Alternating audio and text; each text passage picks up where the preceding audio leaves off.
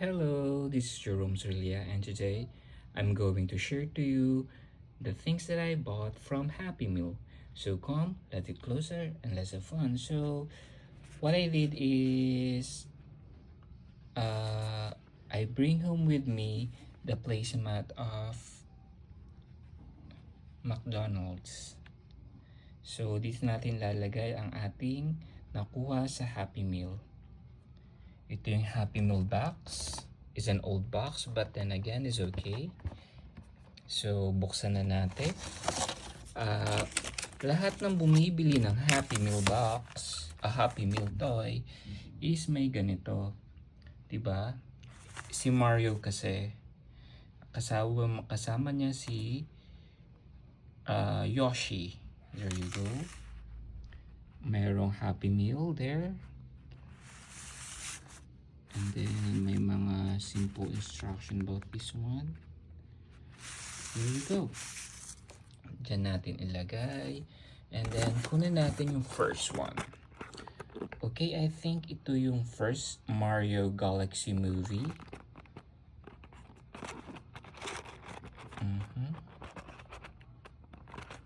Ito yung unang Happy Meal toy. Nag-reflect masyado. And then pangalawa naman si Luigi. Gusto ko lang si Luigi kasi you know, may ano siya frog mode.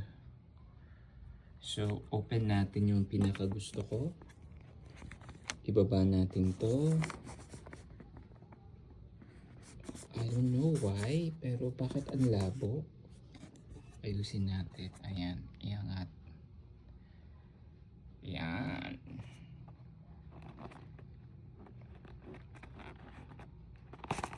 I-scan ko mamaya yan, pero nakikita ko sa ganun nila buksan eh. They squeeze it and then like that.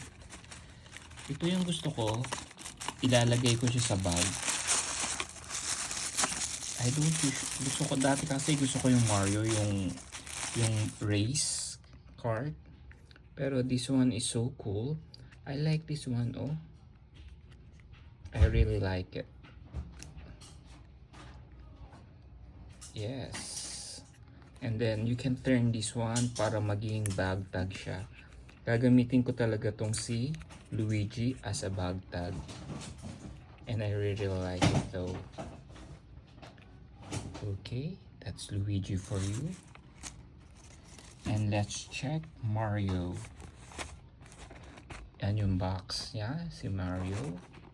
Dalawa lang naman ang gusto ko eh. Actually, ito lang gusto ko. Pero may kasama kasi ako kanina, kaya inano rin niya itong si Mario. Oops, there you go. Just squeeze it para makuha mo. Nakuha ko rin yun sa mga vlogger. How do you open that one? Tara! Parang si Mario, naka-flying mode siya. Yeah. Pwede mo siyang gawin na parang bag tag. And then, kung gusto mo na standing position mode, pwede rin. Nakaganyan. Nice, nice, nice. Okay. Thank you for watching. Bye for now.